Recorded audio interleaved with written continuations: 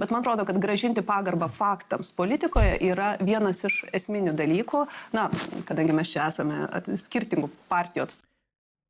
Koks incentive, kaip lietuviškai, kokia paskata yra politikam grąžinti pagarbą faktams, kai taip smarkiai apsimoka to nedaryti?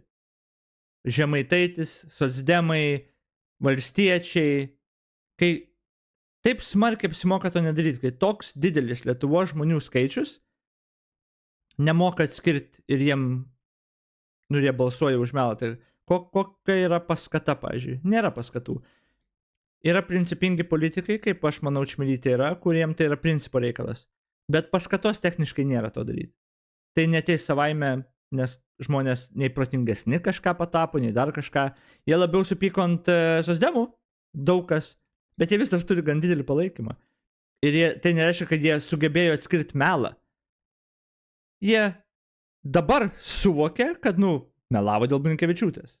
Žinoma. Jie suvokia tam tikrus dalykus. Daug kam pasijus gal gyvenimas, gal infliacija, dar kažkas tipo iš tokių pusių. Bet žmonės nepasidarė protingesnį magiškai, kad jie dabar galėtų kritiškai vertinti socdemus kažkaip stebuklingai. To nėra. Tai jie balsavo už melą ir balsuos už vieną ar kitą melą. Ir net jeigu jie balsuos už konservatorius ar kažką, gal pasiseks ir konservatoriai nepameluos tiem žmonėm tam tikrų klausimų, ar liberalai ar kažkas, bet tie žmonės nebalsuos už teisybę.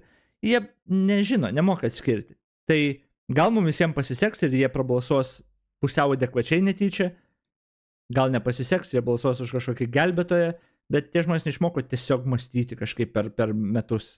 Tai čia,